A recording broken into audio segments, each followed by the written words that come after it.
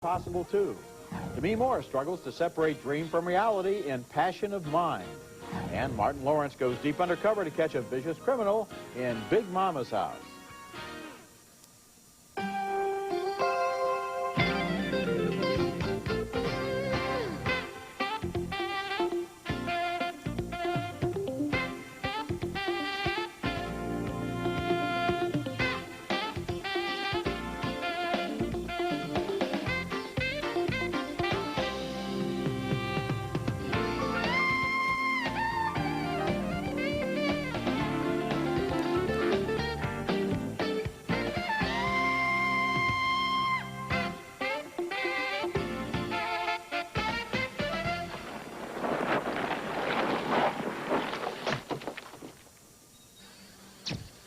Agent located.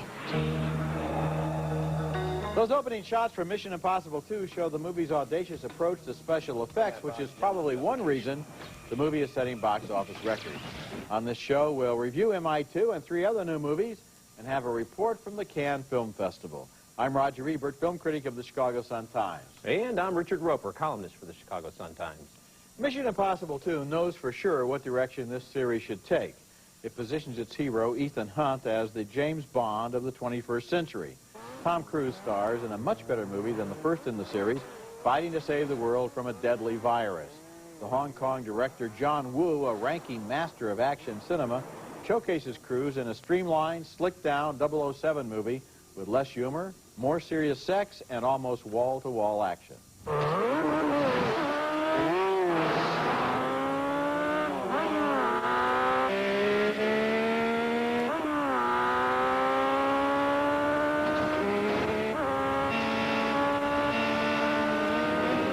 There's good chemistry between Cruise and Tandy Newton as a master thief whose expertise he needs. What are you doing here? Think you're the only one who can pick a lock? Huh. Not just a pretty face after all. And a hazardous car chase between the hero and the heroine is required in a lot of Bond pictures.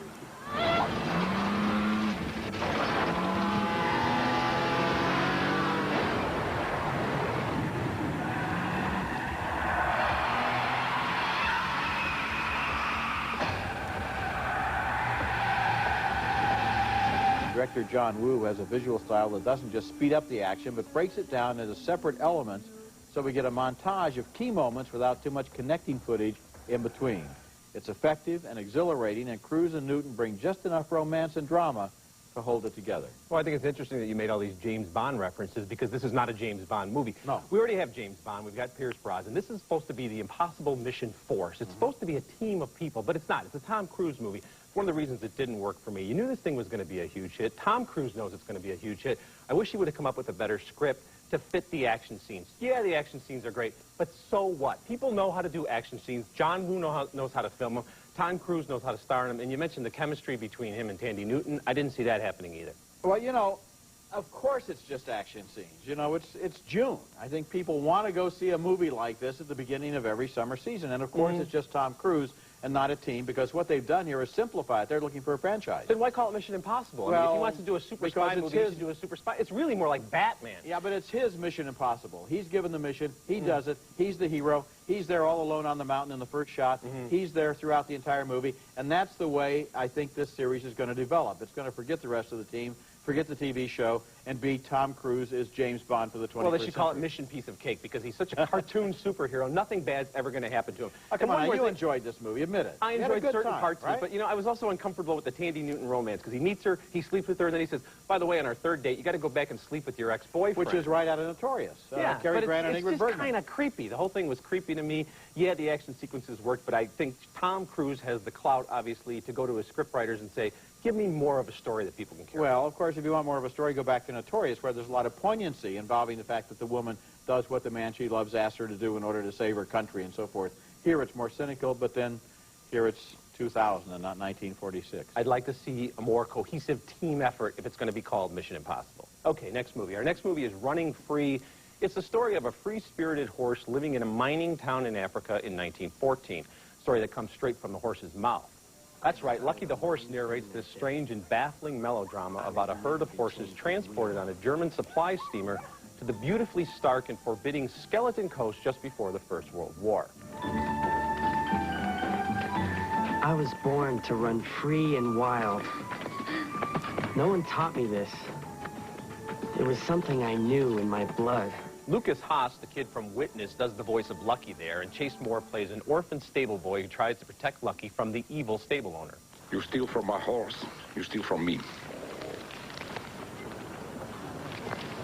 Halfway through the story, all the people disappear as the mining town is bombed. Then we get lots of scenes of Lucky growing big and strong and running wild through the dangerous Southwest African countryside.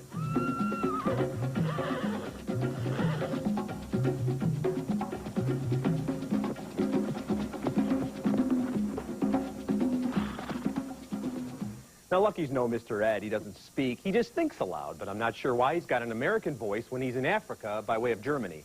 No matter, the larger problem here is that while the horses, of course, are magnificent beasts, they're mostly dull and stupid creatures who exist to eat, sleep, run, and, of course, create more horses. Lucky does have a girlfriend, but thank goodness there's no love scene in this movie. Now, Running Free has some breathtaking scenery, and they do some neat tricks with the horses, but this was an ill-conceived premise that played like a Saturday morning kiddie adventure, a very odd one at that. Yeah, I'm beginning to develop a theory that cartoon animals can talk, but real animals can't talk. And Let's make it a Lucky, law. in particular, I kept sitting there. Lucky gets to the desert, the Namib Desert, and he says, there wasn't anything green in sight. And I'm thinking, he was born in the hold of a ship. He has never seen anything green in his life. Later, his mother is injured, and he prays by her all night long. And I'm thinking, this is interesting theology. Who does a horse pray to? I mean, constantly through the movie, I realized this is not a horse. This is a little boy who looks like a horse, and that was very distracting to me. It's wonderful to see the horses roaming free, but it's like a 15-minute National Geographic movie. And this, the basic premise of this horse narrating his story is just so silly that we can't get past that. And here's another problem. He points out there's nothing green anywhere. He's right. What do the horses eat? When you see them out there in that little hidden lake that they've discovered in the mountains, there is nothing. There is not even a piece of sagebrush for them to eat. Oh, there was and I've actually been in the Namib Desert, and there's nothing to eat. It all comes in tin cans. Well, then, but if we had a horse starvation movie, you know, Lucky, we all died one by one, and then we became skeletons. At least it would have put us out of our misery a little bit. Yeah, but you're right, I think, to say that the talking is what's the problem. Movies like Black Stallion and White Fang are movies about animals that don't talk, and they're much more effective for that reason. Coming up, 2 movies about double lives. And yes, that is Martin Lawrence in Big Mama's house. I've gone undercover as Big Mama. That's an image that's going to keep me up tonight. And Demi Moore also has split identities in Passion of Mind. I don't know which one is the dream and which one is real. On June 16th, coming only to a theater near you for a limited 4-week engagement. Walt Disney Pictures presents Fantasia 2000. 7 all-new journeys into the imagination, along with a classic favorite in a motion picture unlike any other. Walt Disney Pictures Fantasia 2000. Rated G. This exclusive 4-week engagement begins June 16th, only at a theater near you. Aaron, you may think that I am absolutely certifiably insane. I have a whole other life in France. When she's not in the life she loves the life she's in. In Passion of Mind, Demi Moore plays a woman who is living 2 lives at the same time.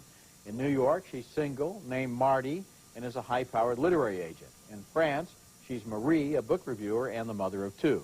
When she's asleep in one place, she's awake in the other. Now, the time zones don't quite work out, but we're not supposed to worry about things like that as she picnics with the man she loves in France. Do you live in New York? No. Why New York?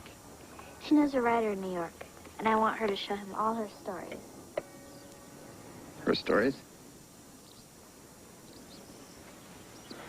Your mommy reviews other people's stories in the New York Times. She doesn't write her own stories. That's Stellan Skarsgård as her love interest in Europe. In Manhattan, she meets another nice guy played by William Fichtner. So tomorrow night, you're going to bring me back some foie gras? Oh, how cruelly you make sport of the insane. I prefer stone-cold nuts myself, but that's just me. She has psychiatrists in both places, although only one of them presumably is real, trying to help her figure out the tango. Peter Riegert is her New York shrink, or does he exist only in a dream? I mean, who would fantasize being a housebound mother and a widow at that? No romance. That has to be real. But New York, glamorous career, power, self-expression. He said it faster with less drama.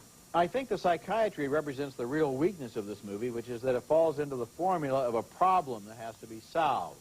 Marie, or Marty, doesn't know which one of her lives is real, and so therefore she and the movie and the audience all fixate on finding out the answer. Well, why not just take this premise through a U-turn into something adventurous and original in which she boldly experiments with these two lives? Think of the brilliant way a movie like Being John Malkovich toys with identity, and you can see how Passion of Mine is locked into being a one-dimensional case study that's fixated on finding the answer. Well, you're right. I mean, one of them could have gotten on the plane. Demi in France could have gotten on the plane and come to New York, or the other way around. But other than that, it actually worked for me. And as an audience member, I didn't sit there the whole time trying to figure it out. I just enjoyed it. I thought Demi Moore, this was probably her best performance. I like the way her face is changing as she gets a little older. I think she's a more interesting looking person. And I like both worlds. And yeah, you mentioned the time differences, but again, it's a dream world, or at least part of it's a dream world, and people don't exactly pay attention to the order of time or logic in dreams. Yeah, right? I realize that the time zone thing is a non-starter, and I shouldn't have brought it up because really, and I'm not giving anything away, she really only lives in either one place or the other, so it isn't really a problem. But on the other hand, I don't know, it just seemed to me like it was so simplistic, like which of these lives is real? How about, hey, I think I'm living two lives, and they can both be fun, and I'm going to mess around with this. As for example, in Me, Myself, and I, the movie that came out a couple of weeks ago, where a woman leaves one lifestyle and goes into another, and is conscious of where she came from and where she is now, and plays with that, learns from it. Well, maybe the setup was simplistic, but the ending surprised me, and I wasn't trying to figure it out, and I actually had chills. I felt physical chills, so I didn't feel manipulated. I felt that it had a really interesting thing to say, and it's the kind of movie maybe you want to go back and watch it again. At least I think I want to, like you do with Sixth Sense and Stir of Echoes and some of these other supernatural thrillers. I liked it a lot. Okay. Okay, coming up next, we've got FBI agent Martin Lawrence, a master of disguise in Big Mama's house.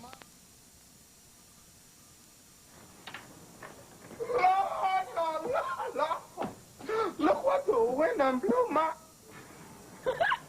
Damn, you fine. Even wearing a big old lady disguise, Martin Lawrence can't hide his libido when he meets Nia Long in Big Mama's house, an action comedy stew that's equal parts Tootsie, Stakeout, Nutty Professor, and 48 Hours. Lawrence and Paul Giamatti are FBI partners who stake out Big Mama's house, hoping her granddaughter will show up, and that her granddaughter's bank-robbing ex-boyfriend will come after her. But the real Big Mama has to leave because the script demands it, so Lawrence can impersonate her. Hey, Big Mama, don't show no shame. Show them you can shake that thing. Shake it right, shake it left. Show them you don't need no help. I like big women, I like that style. I know y'all can get buck wild. Show me love, I show you. This leads to a predictable medley. Big Mama fends off a man, Big Mama goes to karate class, Big Mama and her great-grandson take on the locals in a game of hoops. Game point! Shot to do the shakadoshies.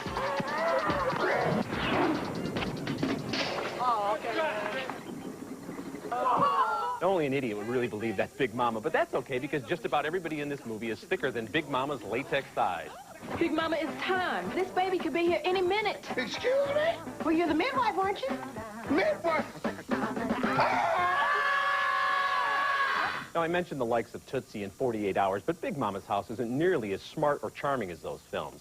Martin Lawrence scores some big laughs in a church scene, and Nia Long is a real sweetheart. But the bathroom jokes and the cheap slapstick humor and the endless sight gags turn Big Mama's house into a dilapidated structure incapable of holding up even a 99-minute comedy. Maybe Big Mama can visit Eddie Murphy and the Clumps later this summer and learn how it's really done. You know, I kind of feel the same way you do. There were some big laughs in the movie. There was a childbirth scene where Big Mama calls for a plumber's friend and an oven mitt, and I'm laughing at that. You got to admit you're laughing. And there are some other moments, and Martin Lawrence is actually a talented guy. Very talented guy. One of the problems is we get way more of Big Mama than we want, and less of Martin Lawrence than we would probably enjoy. Nia Long is reduced. She's very attractive. She's reduced to just standing around as kind of the straight woman. And the story itself, as you so aptly put it, depends upon the fact that everyone has to be a complete idiot to fall for this Big Mama. What kind of a woman doesn't recognize her own grandmother when she comes home to visit her? Big Mama's boyfriend turns up and doesn't know it's his girlfriend. Yeah, and what about all the neighbors? They don't understand either. And on top of that, the real Big Mama, who we do see at times in the film, is kind of a nasty lady. And then Martin Lawrence plays her as this just wonderful, oh, honey child, you know, hugging everybody type of character. So that doesn't make sense either. Okay, when we come back, a report from the Cannes Film Festival, the most important film showcase in the world.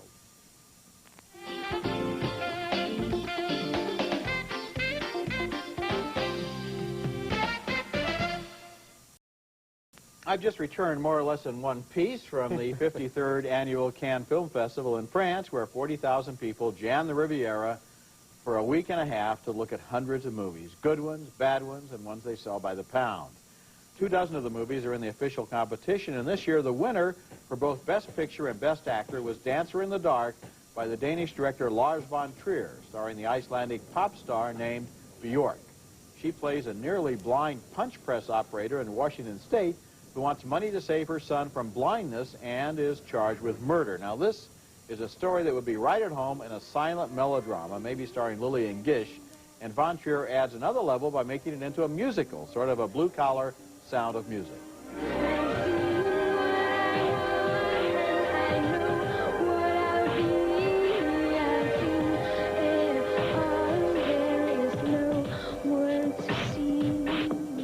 My own favorite film in the competition was Songs from the Second Floor by Roy Andersson of Sweden, which shared the jury prize. This is a comedy so dark, so twisted, so bizarre, so bleak, and so funny, it's almost indescribable.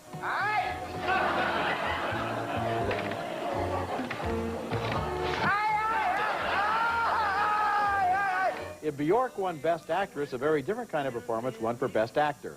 Tony Leung was named for the bittersweet In the Mood for Love by Wong Kar-wai, about neighbors in Hong Kong who discover their spouses are having an affair. Then they fall in love themselves. Maggie Chung co-stars. As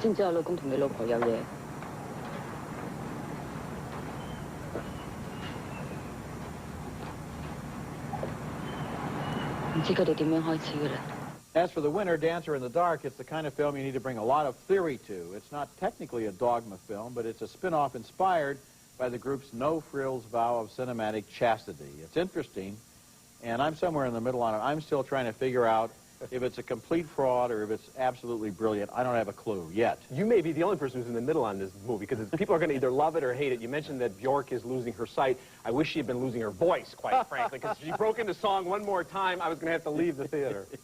You know, did you find it a little difficult to accept Catherine Deneuve as a punch press operator? Yeah, she's so glamorous, no matter what they do. You'd have to be putting the camera a million miles away for her not to be Catherine Deneuve. I interviewed Von Trier. I asked him about that. He said, she is an excellent punch press operator. She made a sink that I have in my home. Oh, yeah, but she still looks like a statue when she's doing it. She's so beautiful. She sure is. Of course, hundreds of films play outside the official competition at Cannes, and the best single film I saw during the entire festival was in the marketplace, not in the festival palace. It was a wonderful Australian film named Innocence by Paul Cox, starring Julia Blake and Charles Tingwell in luminous performances as two people who were in love as teenagers and meet again after 50 years, only to find out that their special passion still exists. This is a great film. You made me very happy. Me too. I love you. I almost loved you. The most popular film in the director's fortnight was Girlfight, a winner from Sundance, starring Michelle Rodriguez as a young woman who wants to be a boxer and ends up in the ring against her boyfriend. It will open in September.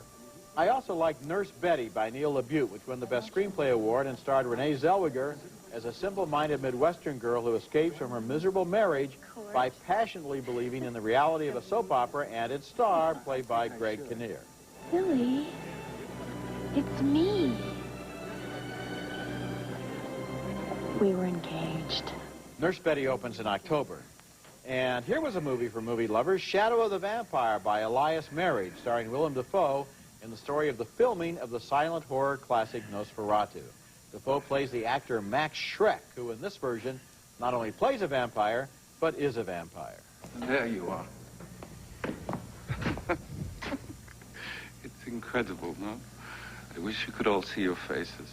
Shadow of the Vampire opens in September. The Cannes Film Festival is an annual reminder of what an incredible and challenging selection of movies is made every year, and most of these movies, however, will not get wide North American releases. Some of them will probably hardly open at all, but the good ones are really worth looking for, and I hope moviegoers get a good chance to see Innocence and Songs from the Second Floor, which in their very different ways are really something.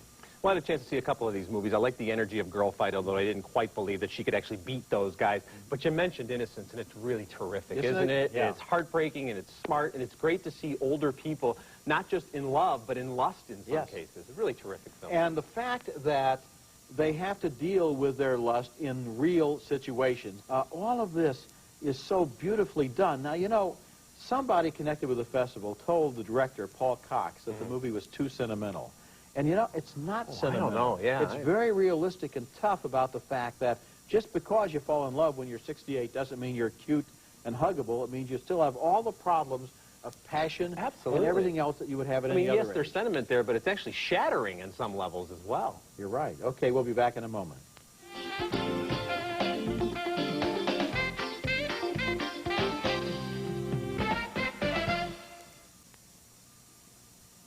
Now let's take another look at the movies we reviewed on this week's show. A split decision on Mission Impossible 2. I thought it was Bond for the 21st century. Richard thought it was more of a comic book adventure. 2 thumbs down on Running Free, a well-intentioned but ludicrous talking horse movie. Another split decision on Passion of Mind, starring Demi Moore. I thought it could have played more with its premise. Richard thought the story was ultimately rewarding. And 2 thumbs down for Big Mama's House, starring Martin Lawrence. So I'm coming out of this saying that people should take a chance on Passion of Mind. And I think Mission Impossible 2 is pure kinetic adventure, and John Woo is a very interesting director, and you're wrong. Well, that's interesting, because I actually think I'm right. That is interesting. Remember, you can hear our reviews at ebert-movies.com, and Richard and I are both at suntimes.com. Next week, more new movies.